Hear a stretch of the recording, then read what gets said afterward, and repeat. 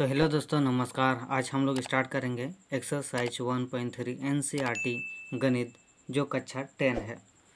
चलो हम लोग शुरू करते हैं। एक्सरसाइज 1.3 का 1 नंबर सवाल, सिद्ध कीजिए कि √5 एक अपरिमेय संख्या है। ये हम लोग को सिद्ध करना है।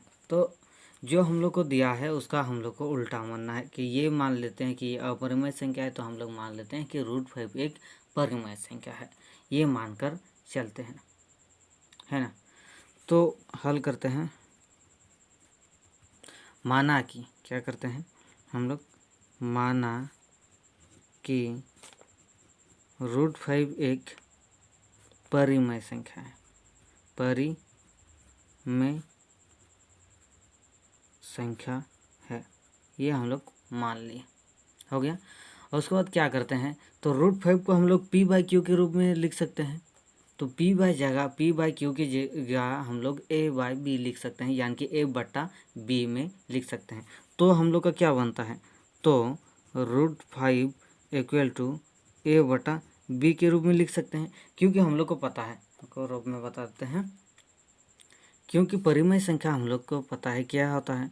परिमेय संख्या किसे कहते हैं, जिसको हम लोग p/q के रूप में लिख सकते हैं। p/q के रूप में लिख सकते हैं, उसे परिमेय संख्या कहते हैं, उसे परिमेय संख्या कहते हैं, है ना। तो परिमेय संख्या कौन सा हुआ, 0 भी एक परिमेय संख्या है। जैसे नीचे ये एक, और परिमेय संख्या में क्या होता है कि 0 q, यानी कि नीचे में जो q होगा वो 0 नहीं होना चाहिए, बस यही है। तो 0 नीचे में 1 दे सकते हैं, तो ये परिमेय संख्या हो गया। 2/1 ये भी परिमेय संख्या हो गया, है ना। √4 ये भी परिमेय संख्या हो गया। जैसे √4 का क्या निकलता है, वर्गमूल हम लोग का निकलता है 2, 2/1, ये भी परिमेय संख्या है। तो हम लोग p/q के रूप में जो भी लिख सकते हैं उसे परिमेय संख्या कहते हैं। ओके, समझ में आ गया होगा। चलो इसी प्रकार है, ये √5 हम लोग परिमेय संख्या मान लेते हैं। तो √5 = a/b है, हम लोग का मान उसके रूप में लिख सकते हैं। जहाँ हम लोग का a और b क्या होगा, यहाँ देखें, जहाँ a और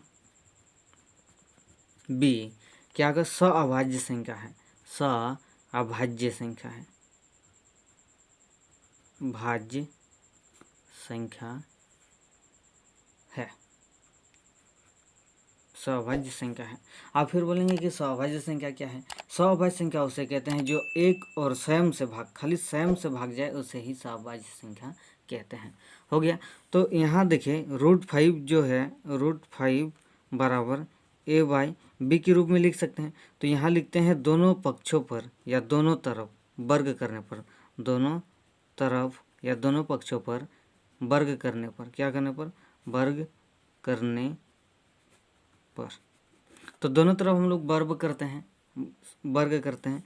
तो वर्ग करते हैं 5, ये वर्ग हो गया एक साइड, ये 2 साइड, ये इधर भी वर्ग करते हैं। ओके, तो ये स्क्वायर और रूट कट गया, तो क्या बचा 5, और इधर क्या बचा, इसका भी a² है, इसका भी a² है, तो a²/b², ये हम लोग का बचा, है ना। आगे क्या करते हैं, इसको गुना करते हैं इससे, तो क्या होगा, ये नीचे में कुछ नहीं तो a क्रॉस मल्टीप्लाई करो, तो 5 × b², इधर 1 × a² ही बचेगा, है ना। तो अब b² क्या करते हैं, b² बराबर a², ये देखो गुना में है, इधर आया तो बट्टा में आ गया, ये बन गया। तो ये चीज़ हम लोग का निकला, b² हम लोग का क्या निकला, b² बराबर a²/5, ये हम लोग का निकल के आ गया। इसलिए चूँकि हम लोग यहाँ लिखते हैं, चूँकि a² का गुणनखंड, देखो a² का गुणनखंड हम लोग का क्या है, a² का, है ना, एक गुणनखंड, एक गुणनखंड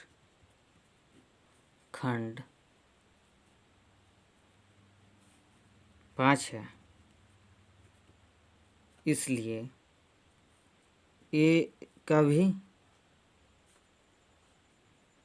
भी एक गुणनखंड 5 होगा,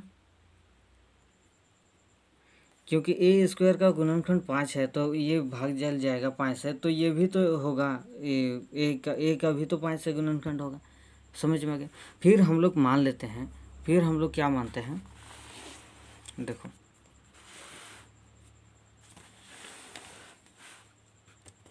फिर मानते हैं,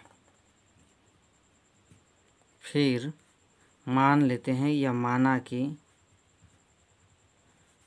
कि a बराबर हम लोग 5n मानते हैं। a बराबर क्या मानते हैं, 5n, है ना।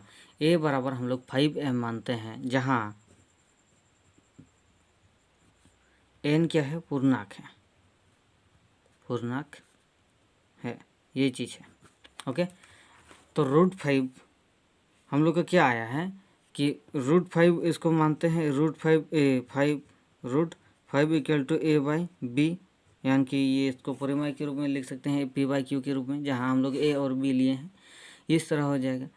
तो हम लोग क्या करते हैं, दोनों तरफ वर्ग करने पर, ये यहाँ भी क्या करते हैं, दोनों तरफ वर्ग करने पर तो दोनों तरफ वर्ग करने पर हम लोग √5 का स्क्वायर करते हैं, और a के हम लोग a जगह क्या माने हैं, 5n, तो a की जगह हम लोग 5n मानेंगे, और b हम लोग को नहीं पता तो b ही रखने दो, इसको स्क्वायर कर देते हैं क्योंकि दोनों तरफ वर्ग। तो ये स्क्वायर और ये रूट कट गया तो बचा क्या, 5 बचा, यहाँ क्या 5 5 25 और n का स्क्वायर और नीचे b का स्क्वायर, क्रॉस मल्टीप्लाई होगा तो यहाँ होगा 5b स्क्वायर, है ना। 5b स्क्वायर बराबर क्या, 25 n स्क्वायर हो जाएगा, ये चीज़ हम लोग का आएगा ना, 25 n स्क्वायर, ये चीज़ है।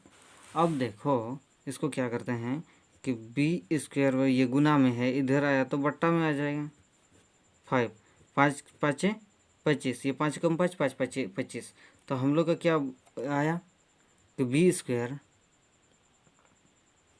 बराबर 5n स्क्वायर होगा, क्या 5n स्क्वायर, ये चीज़ होगा। अब n को इधर ही छोड़ दो, अब यहाँ ये देखो गुना में है तो ये बट्टा में गया, बराबर के इधर आया 5 तो बट्टा में आया, इधर बचा n स्क्वायर। तो इसको इस तरह भी लिख सकते हैं, थोड़ा एक करके, कि n स्क्वायर बराबर b स्क्वायर बटा 5, ये हो गया। तो आप लोग यहाँ इस तरह कर सकते हैं। तो यहाँ क्या होगा हम लोग का, तो यह चूँकि b स्क्वायर का गुणनखंड, b स्क्वायर का एक गुणनखंड क्या होता है, b स्क्वायर का एक गुणनखंड 5 है, तो या इसलिए b का भी एक गुणनखंड 5 होगा, क्लियर, 5 होगा। तो यहाँ क्या करते हैं, a और b का एक गुणनखंड 5 है, तो हमारी कल्पना a और b का दोनों का गुणनखंड हम 5 है ना। तो यहाँ कर सकते हैं, तो a और b का एक गुणनखंड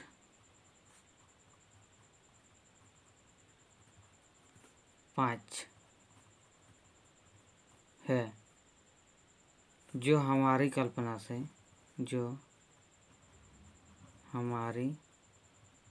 कल्पना के विपरीत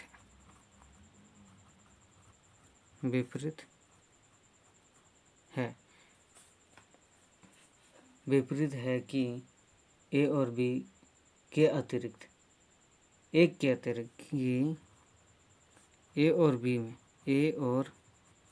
b में एक के अतिरिक्त अभनिष्ठ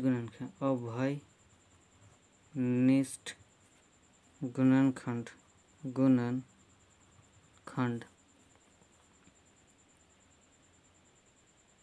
त्रिगुणनखंड है, अतः √5 एक अपरिमेय संख्या है,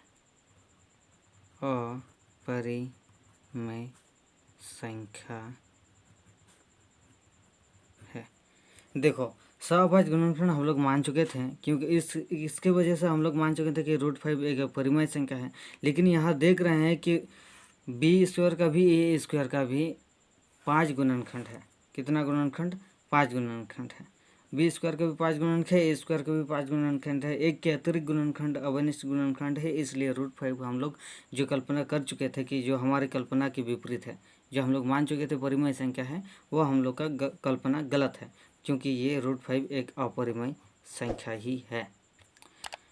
वीडियो अच्छा लगा तो वीडियो को लाइक कीजिए और चैनल को सब्सक्राइब कीजिए। तब तक के लिए बाय।